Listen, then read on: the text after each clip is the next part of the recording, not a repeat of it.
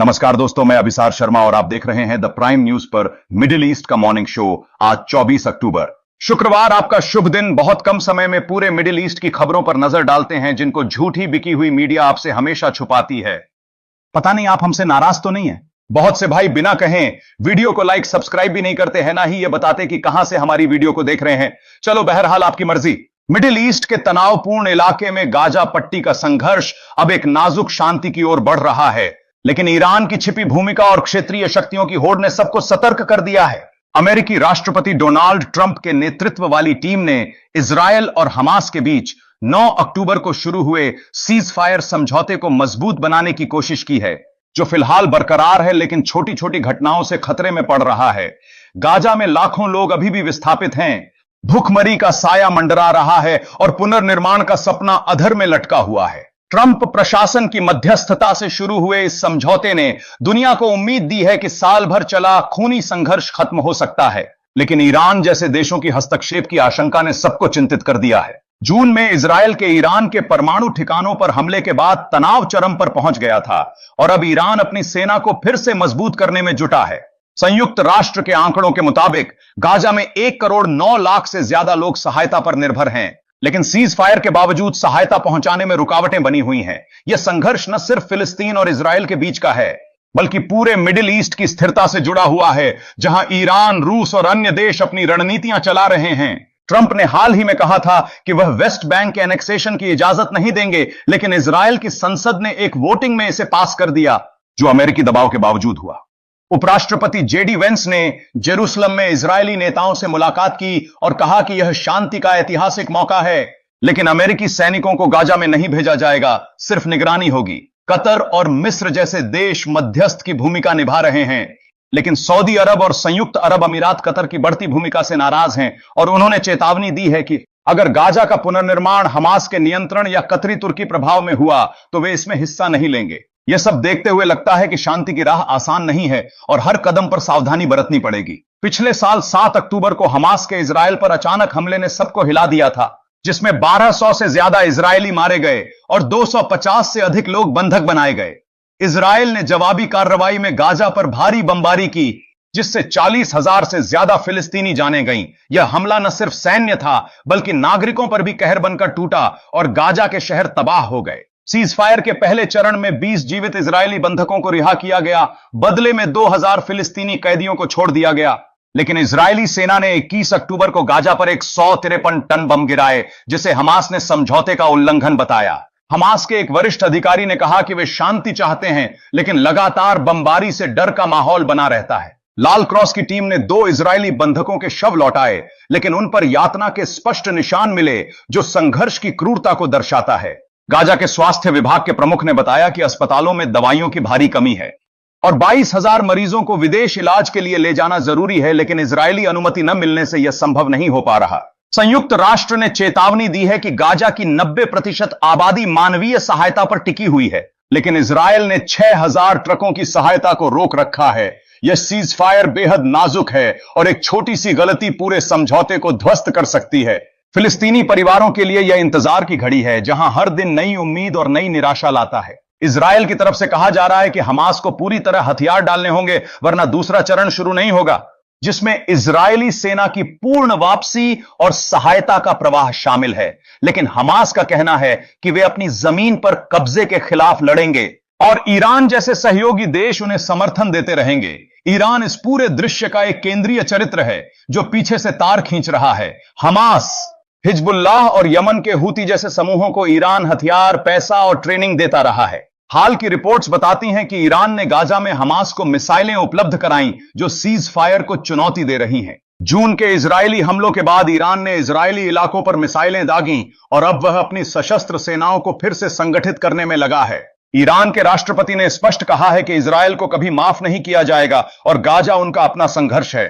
Trump प्रशासन Iran से बातचीत की कोशिश कर रहा है, लेकिन ईरान ने संयुक्त राष्ट्र की परमाणु निगरानी एजेंसी के साथ सहयोग बंद कर दिया है, जिससे वैश्विक चिंता बढ़ गई है। लेबनान में हिजबुल्लाह ने अपने हथियार नहीं छोड़े और इजरायल ने चेतावनी दी है कि जरूरत पड़ी तो सीमा पर हमला होगा।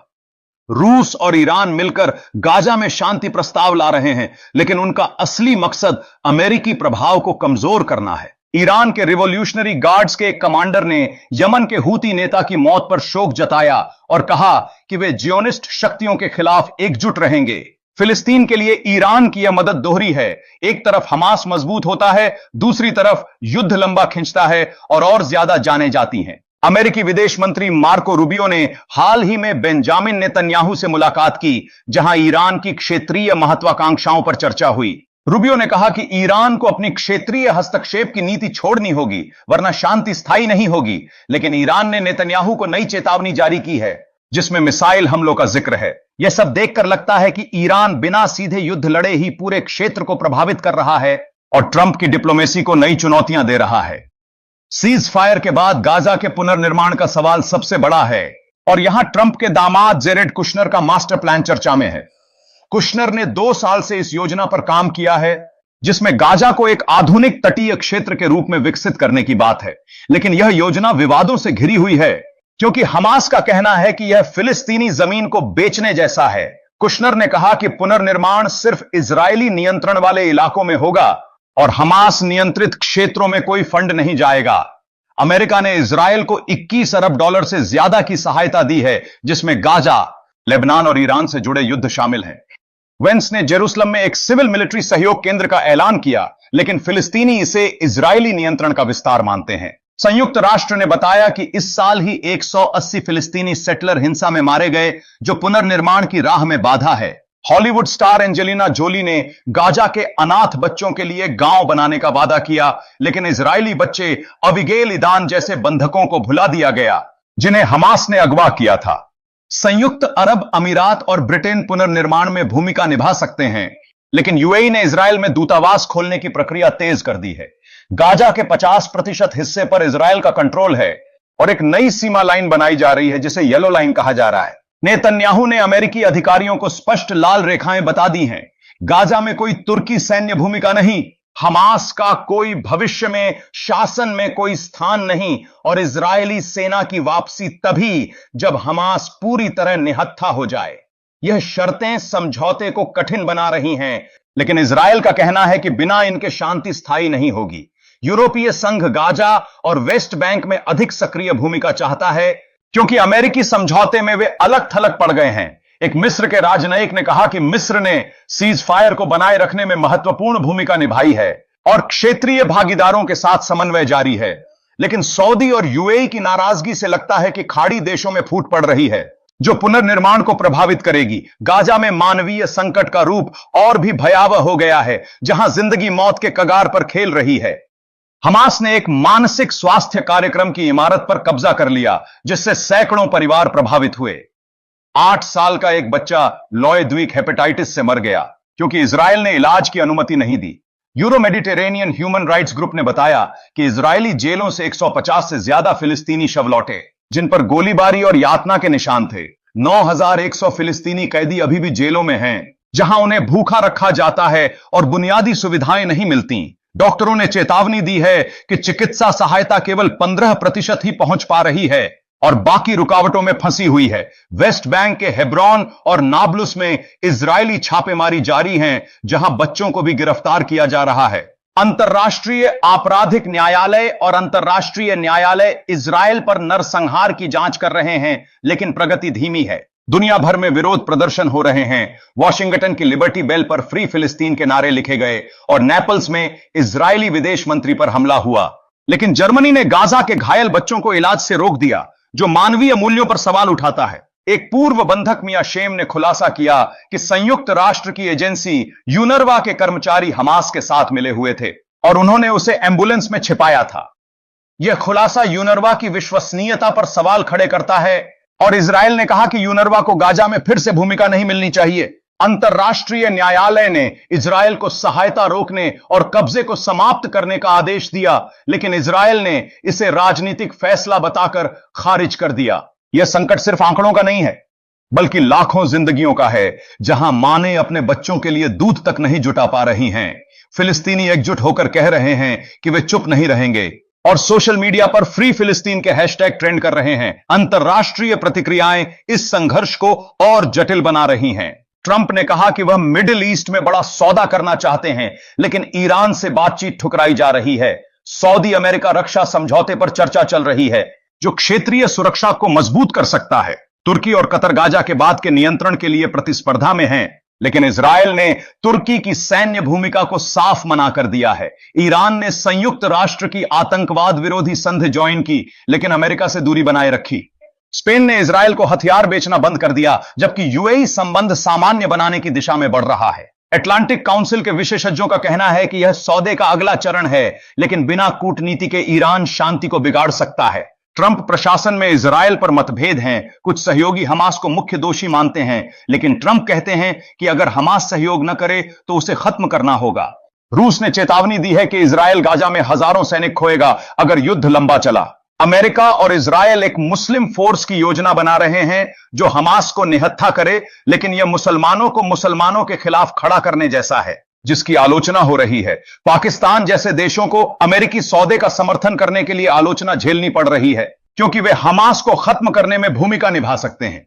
यूरोपीय संघ के नेता गाजा में सक्रिय भूमिका चाहते हैं, लेकिन अमेरिकी दबदबे के आगे वे पीछे रह गए हैं।